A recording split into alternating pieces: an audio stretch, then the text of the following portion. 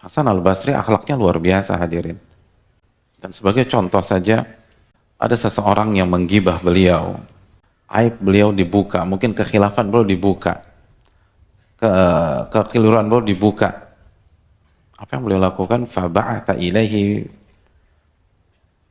bitalqin fih.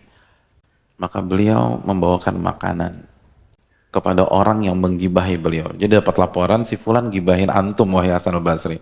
Faba'atha ilaihi bita'aman. Akhirnya Hasan al-Basri mengutus seseorang untuk mengirim makanan.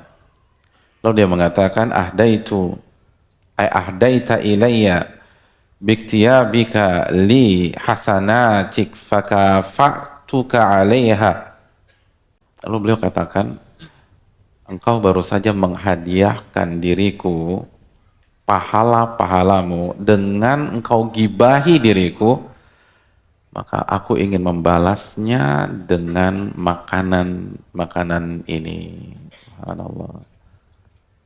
Dalam riwayat, beliau minta maaf, mohon maaf, pemberian saya tidak setimpal dengan pemberian Anda.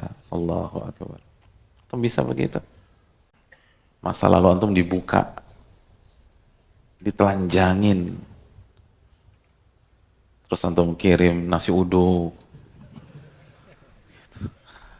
gado-gado,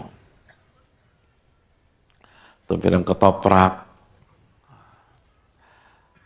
atau kalau punya duit kirim sop buntut. Tuh, bayangkan, yang gibahin antum semua dibuka deh, masalah antum dibuka sama dia, kekhilafan antum dibuka, kesalahan antum ditelanjangin.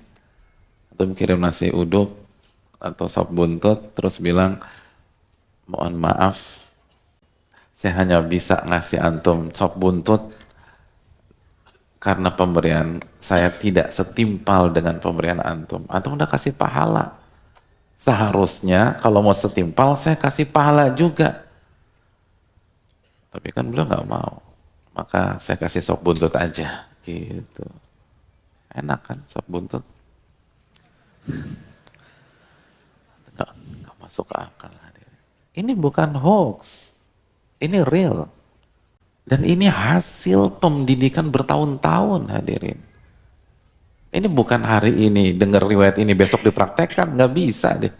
Coba aja antum deh, besok digibahin kirim sop buntut, bisa nggak? Nggak bisa, nggak bisa. Susah. Latihannya nih safar dulu gitu loh. Tempel tuh ulama atau ahli ilmu yang akhlaknya baik bertahun-tahun baru bisa kayak begini.